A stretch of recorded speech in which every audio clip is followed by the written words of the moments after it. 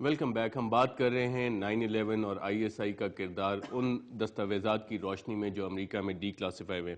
کلاسر صاحب، ہم بات کر رہے تھے کہ جنرل محمود نے امریکہ میں بیٹھے ہوئے بھی کمٹمنٹس دیں، 5 منٹ کی فون کال پہ بھی کمٹمنٹ وہ دیتے رہے، امریکن ایمبیسڈر سے بھی ایز ISI چیف مل کے وہاں پہ کمٹمنٹس دیتے رہے.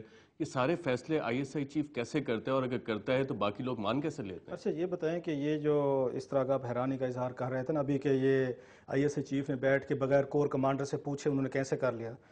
جس ملک میں ایک آرمی چیف یا اس کا ISI کا جنرل آپ 12 اکتوبر کو دیکھ لیں، وہ اٹھ کے اوور نائٹ پوری پارلیمنٹ کو یرغمال بنا رہے پورے وہ ملک ISI کو. چیف نے تو نہیں بنایا تھا 12 نہیں اکتوبر کو. General Mahmood was leading the show. اگر 12 اکتوبر کو نواز شریف کے آپ انٹرویو پڑھیں، بلکہ سہیل وڈیج کی کتاب آپ نے پڑھی ہوگی، جو 12 اکتوبر کا کو ہوا تھا وہ یہ جنرل محمود نے کیا تھا. جنرل مشرف تو پاکستان میں نہیں تھے، اس لیے جنرل محمود جب تک ISI کے چیف نہیں، اس کتاب میں نواز شریف صاحب کہتے ہیں کہ ملٹری بہت پہلے سے نالان تھی اور کارگل پہ جو کچھ ہوا تھا اس کو چھپانے کے لیے جب یہ پرائم منسٹر کیا گیا ہاؤس تھا. میں انٹر ہوئے تھے اریسٹ کرنے کے لیے، نواز شریف کو اریسٹ کرنے کو بالکل، جنرل محمود دروازہ توڑ کے جنرل اندر محمود داخل ہوئے صاحب تھے، گئے لات ماری اور تھی. ہم ایشو پہ واپس آتے ہیں. میرا سوال آپ سے پھر وہی ہے کہ ایک ISI چیف بیٹھ کے یہ سارے ڈیسیژن لیتا ہے، بیرونی ممالک کو کمٹمنٹس بھی دیتا ہے، تو باقی حکومت کی پھر کیا ضرورت ہے؟ ISI کو ملک کیوں نہیں چلانے دیتا ہے؟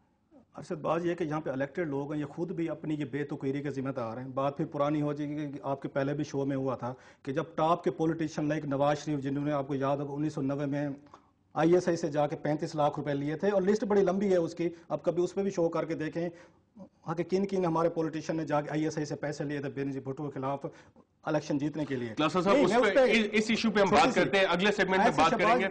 Let's focus on 9/11.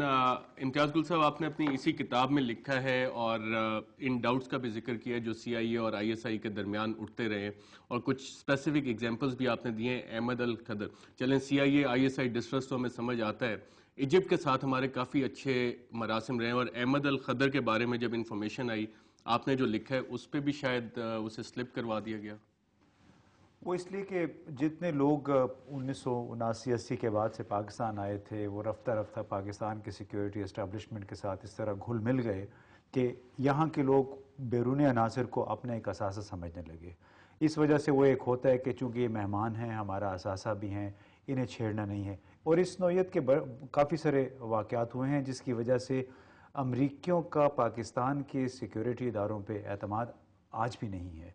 آپ کے شاید علم میں ہو کہ جس قدر گرفتاریاں ہوئی ہیں پاکستان کے اندر القاعدہ کی، چاہے وہ خالد شیخ محمد تھا یا ابو زبیدہ تھا یا عادل الجزیری تھا، رمز بن الشب تھے، ان تمام لوگوں کی گرفتاری سے پہلے ہوتا یہ طریقہ کار یہ ہوتا ہے کہ FBI CIA والے آتے ہیں، آرمی چیف کو یا انفارمیشن دی جاتی ہے کہ ہمیں نفری چاہیے، تو وہ پھر ایک میجسٹریٹ ہوتا ہے، پولیس ہوتی ہے علاقے کی، ساتھ میں ISI اور آرمی کے لوگ ہوتے ہیں، پوری ایک نفری جاتی ہے، یہ فالو کرتے ہیں.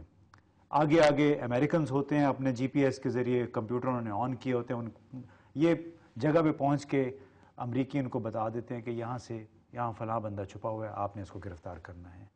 تو یہ اس طرح ہوا ہے. بالکل، ایک کتاب ہے دا ریلکٹنٹ اسپائی جو کہ CIA کے یہاں پہ چیف رہے ہیں، اور آپریشن فیصل آباد میں انہوں نے جو اریسٹ کیے تھے اس کا ذکر، اور آپ نے بھی اپنی کتاب میں فیصل آباد سے کافی سارے القاعدہ، ابو زبیدہ کو وہیں سے گرفتار کیا گیا تھا. اور یہ تھا کہ کبھی بھی پاکستان کی ISI کو خاص طور پہ یہ لوگ نہیں بتاتے کہ ہم کہاں جا رہے ہیں، صرف موقع پہ پہنچ کے انہیں کہا جاتا ہے کہ اس جگہ کو گھیر لے، یہاں سے فلاں بندہ اٹھانا ہے. تو آج تک جتنی بھی گرفتاریاں ہوئی ہیں تقریباً تمام اسی پیٹرن پہ ہوئی ہیں. کلاسر صاحب، اس میں ISI پہ انٹرنیشنل تو ایک ڈسٹرسٹ ہے، کیا زرداری صاحب اور گیلانی صاحب کو بھی کوئی ڈسٹرسٹ ہے ISI پہ، یا کہ ایک بڑی کارڈیل ورکنگ ریلیشن شپ ہے؟ ایک چیز جو میں نے دیکھی کلوزلی، تھوڑا سا جتنے میں کلوز کوارٹرز جاتا ہوں، گیلانی صاحب نے پہلے دن سے سرنڈر کیا ہوا ہے. وہ چاہے اسٹیٹ کا کوئی بھی تھوڑا سا پاورفل آرگن ہے، وہ ٹپیکل سٹائل میں ڈیل کرنے کا عادی ہے کہ بس یہ جتنے ڈومین مجھے سپیس دی ہوئی ہے نا انہوں نے پرائم منسٹر ہاؤس میں نے اپنے ہی ڈومین میں رہنا ہے. And same is true about Zardari صاحب کے، تھوڑا سا وہ ریئیکٹ کرتے ہیں جو ہی ان پہ پریشر آتا ہے. آپ نے دیکھا ہوگا ان کا ماضی کا ٹریک اسی طرح کا، پہلے ریئیکٹ کریں گے، جو ہی پریشر آئے گا وہ اس کو ویڈرا کریں گے. سو گیلانی صاحب اور زرداری صاحب کی بڑی براڈر انڈرسٹینڈنگ ہے کہ انہوں نے کسی بھی پاورفل، چاہے انڈیویجول ہو चाहे वो स्टेट की कोई एजेंसी हो या वट एवर, उन्होंने कोई टक्कर नहीं लेनी।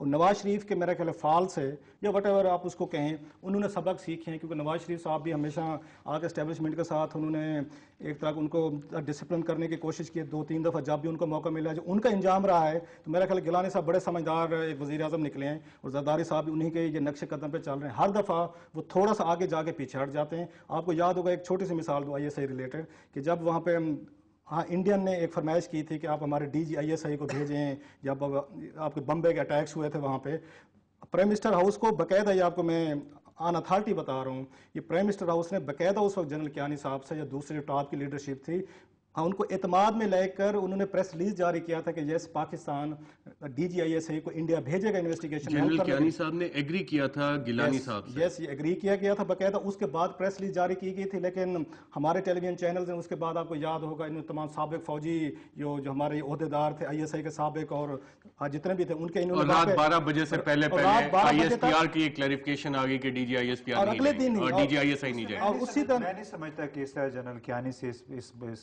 मामले पे बात हुई होगी। अगर बात हुई होती तो मेरा ख्याल है नौबत इस यहाँ तक ना पहुँचती। मेरी जो ज़ाती कि वो अब भले उसमें हुकूमत अब खुद पे पर्दा डालने की कोशिश कर रही थी, लेकिन जिस अंदाज में हमें बताया गया, हमें बहुत आला सतह पे ये बताया गया कि ये सिर्फ इशारा दे गया, then everybody new the decision had to be corrected in the middle of the night.